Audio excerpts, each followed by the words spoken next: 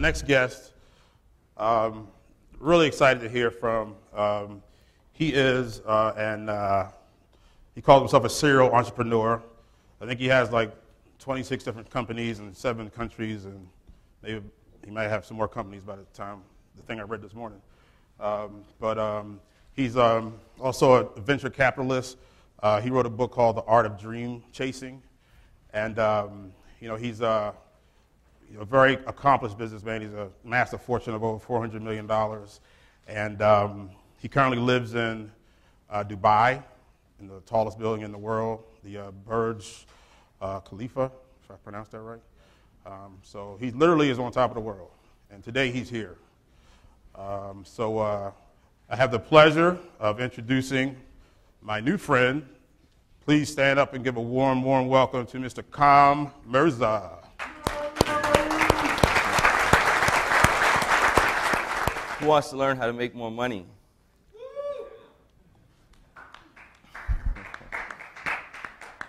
Are we all agreed that in order to make more money, you have to deal with one thing that's guaranteed to come across your path, on your path to success? What's that one thing? Does anybody know? Failure. You got it, man. Failure is absolutely, should be your best friend. Failure is something that I've experienced a lot in my life, and a lot of other entrepreneurs, especially the very successful ones, continue to experience every single day. So I'm going to quickly share with you my story. Actually, I was born in Pakistan. I left when I was 2. I moved to D.C. We ended up moving to Ottawa, Canada, which is the capital of Canada. Anyone from Ottawa? Oh, you from Ottawa? Okay. Canada's a big country, man. Yeah, Guelph's a smaller, yeah. So I had moved out to Canada. I have 4 older brothers, 1 older sister, so a fairly large family. In my culture, my dad used to work 3 jobs just to provide for us all. In my culture, with brown people, it's like you have 1 or 2 earners and you have a whole extended family of people you got to take care of. You know, someone's always dying, someone's always getting married, someone's always sick, someone's always, there's never enough money to go around, and there's only a few earners to actually provide for it. So whoever's earning has to earn their ass off. And my dad used to work 3 jobs just to provide for us all. So when I was 6, I went with my mom to the grocery store, and I couldn't understand how there's this wealth of stuff in North America, and there's no way to get it. I used to bug my parents for stuff, and they wouldn't give it to me. So I did the only other logical thing I knew how to do at age 6, which is I stole. I went into the candy store, and I filled my pockets, and I got home, and I was the worst thief in the world because I got caught an hour later. My parents actually caught me, and then they made me return the candy. They made me give a whole apology letter, and I had to go back, and it was a really embarrassing moment. So I came to one great conclusion, that if you want to succeed in life, you can't steal for a living. Agreed? So that was my first lesson as an entrepreneur. Second lesson was, if I wanted all these things in life, how was I to go about getting them? And the only other logical thing was, no one's going to hire a 6, 7-year-old kid, right? So I had to create a business.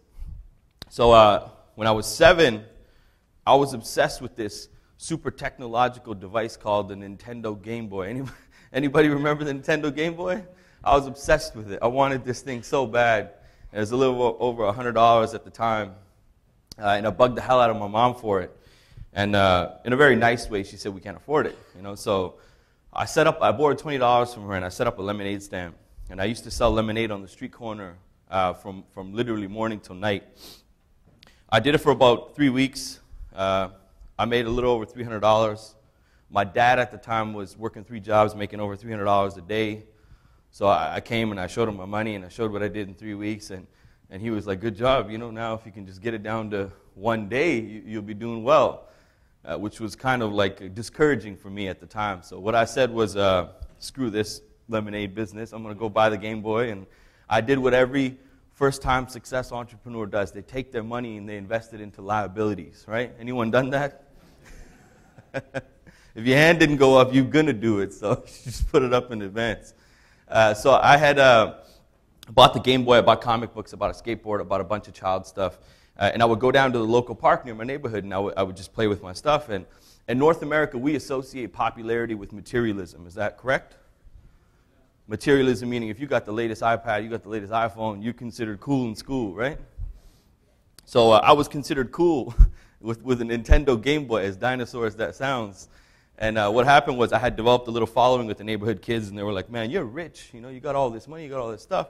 And I got around to explaining to them that my parents didn't give me this stuff. I actually worked for it. So I made friends with these kids, and I had convinced them that, you know, if you want something in life, you got to work for it too. And you can get anything that you want. You just have to work for it. So I convinced the kids to work with me in the lemonade stand. We actually franchised it out. We had 10 kids. Yeah, pretty smart operation. We had 10 kids on 10 street corners in my neighborhood. There's 12 streets, and we were on 10 of them in my neighborhood. So you couldn't walk by without seeing our franchise. Kind of like what you would see in New York City in a drug-dealing neighborhood in Brooklyn or something, right? So we did that for 2.5 months, from mid-June to end of August. Whereas before I was working morning to night, now I was just doing manufacture and distribution. I would make the lemonade in my house in a big drum. I'd drive around on my bike. I'd find out who's empty. I'd fill up jugs, and I'd drive back on my bike and fill them up with supply. And I did that for 2.5 months. I bought all the kids everything that they wrote down that they wanted, and the agreement was whatever's left over is mine. I made a little over $900 profit, and I was completely hooked as an entrepreneur from that point forward. Anybody have those times in your life where you know exactly what the hell you want to do with your life? Hopefully today's one of those times, right? So I was completely hooked. I said, I know I want to be an entrepreneur for the rest of my life. I love business. I was very passionate about it. Just because of the timing, I'm going to fast forward a little bit. When I was 13, I would do odd jobs and stuff. In the wintertime, we had a lot of snow in Canada. So I got some of the kids, and we would shovel snow together. Summertime, we'd cut lawns and stuff like that. When I was 13, my older brother, had bought a pizza store. I was in grade 7 at the time, grade 7 and 8. And I used to work at the pizza store. It became the family business pretty much. My father had retired, and he used to help out the business at the pizza store as well. And he was getting old, so I used to tell him, go home early and I'll stay late. I have all the energy in the world. And I would work. I would get up at 8:30 in the morning. I'd go to school. I'd get off at 3:30. I'd go straight to the pizza store for 4 o'clock, and I would work to 2 in the morning. So for a young teenage kid, no social life, no sports, no extracurricular activities, no leisure, no nothing. It was work pretty much all day, every day. On weekends, I used to just look forward to sleeping in a little bit. 4 or 5 hours a night of sleep for a young kid. Obviously, a kid can survive that, but it's not very healthy, is it? So I did that for about 4 or 5 years. After that, my brother sold the pizza store. The one good thing that I had going for me, at nighttime at the pizza store, it was quiet. It wasn't as busy, so I had all this free time. I was obsessed with business, so I used to read every single biography or everything I could find on any entrepreneur, successful entrepreneurs. I used to study the Forbes list of richest people in the world, and I used to read everything about them. I wanted to know if a billionaire put his underwear on first or he checked his email. I wanted to know, the details of these people's lives because, you see the success side of things. You don't see what it takes behind the scenes to actually create that success. And when you get inside some entrepreneur's mind who's successful, it's the way they think. It's the way they think that differentiates what they have in their reality compared to everybody else. Obviously, taking action and hard work and consistency, and a lot of these things play a part, but your thoughts are the biggest part that needs to be played correctly. So I used to read about everybody. And I had become obsessed with this geeky little guy called Bill Gates. Anybody know Bill Gates? This guy came out of nowhere, and he created a software company, and he became the richest guy in the world. And, after having studied wealth and economy and business for a long time, to come across some guy in a very short amount of time who became the richest guy in the world was just mind-blowing to me. I told myself one thing at that moment. I said, I got to get into the software business. I mean, if this guy's going to continue to make all this money, then there's a huge demand for this. And being in the right business at the right time, at the right place, is sometimes very, it's almost like destiny for some people. So I started my first company. I started a software company. Anyone want to guess what happened? Yeah, I didn't become Bill Gates overnight. Yeah, I failed. I failed very bad. But I had 2 really good things going for me. I don't know if you want to classify them as really good or not, but I was very stubborn and I was very stupid. I didn't know how to quit, or I didn't want to quit or refuse to quit, even though I would fail miserably. So I started another company. Anyone want to guess what happened? Yeah, I failed. So I started another one. Anyone want to guess what happened? Worse than last time, but I failed. Yeah. I started another one. Anyone want to guess what happened? I failed again. So I started 7 companies back to back, all failures. Every single company was a failure. But I had learned something in each company that kind of changed my own perception of life. It actually educated and gave me the experience that I needed. I mean, for someone coming out of working for yourself to starting your own companies and failing, not having any business background, not having any experience, not having worked with any large companies or anything, it's very tough to make it, right? Right? So you need a mentor. You need someone at that point to kind of guide you. And a lot of people come up to me today and ask me, you're successful, you have all this stuff, you live a great life. What book should I read? What course should I take? What do you recommend? And to be honest, I read every single book. I mean, when I was 16, I had read Think and Grow Rich by Napoleon Hill like 16 times. I had read Rich Dad, Poor Dad by Robert Kiyosaki like another 20 times. I had read all these books, but these books didn't change my life. These books would educate me, they would inspire me, they would motivate me a little bit, and then I would be back to square one, which you probably find happens in your life a lot, right? So what happened was actually I found a mentor, and I had a heart-to-heart talk with him, and I told him this is what I want to do, and he was very, very supportive. Unfortunately, he wasn't that successful. So when you find a mentor, which is my biggest advice to you, get a mentor. I mean, Greg is here today. There's some of the people here today who are probably the greatest thing that's going to happen in your life if you seize that opportunity.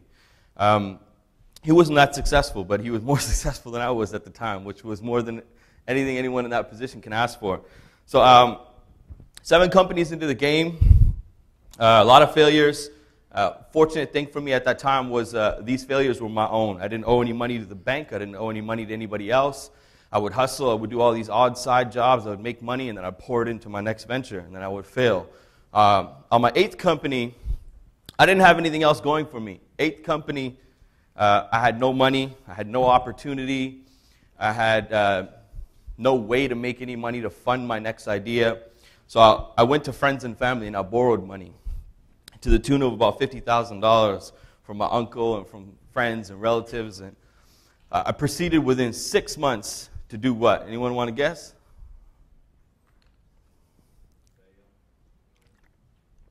Come on, man, some ideas. Let's wake up, people. I went bankrupt. Yeah. It was worse than, it was like, I want to jump off the top of the CN Tower or something. So I went bankrupt, and that was the worst time of my life.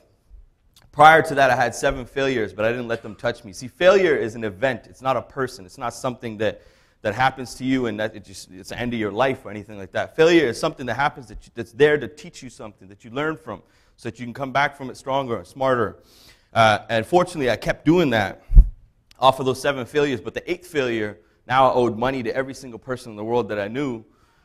When you owe money to people, your house is like your sanctuary. You can hide out in your house. When you owe money to relatives and friends and people come over all the time, there's very few places to hide, right? I used to hide literally in my bed with the blanket over my head, and I did that for 2 months. I was in complete depression, complete, utter depression. I was like, man, my life is over. I was actually writing up a resume. For someone who's been an entrepreneur their whole life and never had a job in their life, to write up a resume is like suicide, right? That's like, that's like saying, okay, the game is up, the jig is over, it's time for me to kill myself. It became so bad that my uncle and relatives used to come over to my house, and in my house there was no locks on the doors. The only door that had a lock was the washroom. I used to go into the washroom, turn on the shower, sit on the toilet, and cry my eyes out because I couldn't pay everybody back. I couldn't even face people. So I said, how the hell do I even face people? Then I'd get the knock on the door. You wasting hot water. Hot water is not free. You better turn that shit off and come out. 3 hours in the shower, right? So I basically had a heart-to-heart talk with my mom. My mom was very, very supportive at the time, and I was giving her every excuse in the book. I said, what if I start another company and I fail? She said, so what? I said, what if no one gives me any money? She said, so what? I said, what if how am I going to pay people back? She said, so what? I said, if I get a job, I'm a young guy, no one's going to pay me $50,000, $60,000. It's going to take me 3 years to pay everybody back. She said, so what? So that conversation was me complaining and her saying, so what, to every excuse that I had given her. So So I want you guys to say something today. Good stuff. He's ahead of me, man. I want you guys to say, so what? We're going to say it together on the count of 3. Ready? 1, 2, 3. So what? That should be a mantra of your life. That should be, if anything happens to you, your wife divorced you, so what? You lost some money, so what? Your business is not taking off like you thought it would, so what? You're losing more hair on your head, you don't have much left, so what, right? I see a couple of people just like me. We have the same problem. So. We're all human, right? So what happened was I had started my 9th company. At the time, I had no money. And it's funny, for someone in the software business, I don't know how to write a single line of code. I just know how to be a good businessman. And I had convinced these 2 friends that I went to high school with who were brilliant at writing code to become my partners and work with me on this project. I told them, I can't pay you guys, but I'll promise you I will get sales. I will go out there and I'll work my ass off and I'll get some sales and we'll make some money, and then this will be a good venture. I was very good at convincing people my whole life, seizing opportunities and convincing people, which you have to get good at doing too if you want to succeed in life. And what happened was we worked for 32 days in one friend's attic, in my basement, in one friend's garage, like Steve Jobs style, literally. We were, every available space that we had, we went in there and we worked until the lights went off, pretty much. And 32 days later, we had completed the software. It was for used car dealerships. So big car dealerships at the time had this great system. They had all the technology in the world, even though this was early 2000s. But used car dealerships were doing this inventory and all this manual process. So we created a software that simplified everything for them. I promised my friends that day when the software was done that I would get some sales. I had gone out, I was taking the bus at the time, and I had approached all these different car dealerships, and I would get nothing but rejection and objection every single place I went. I went to 6 places that day,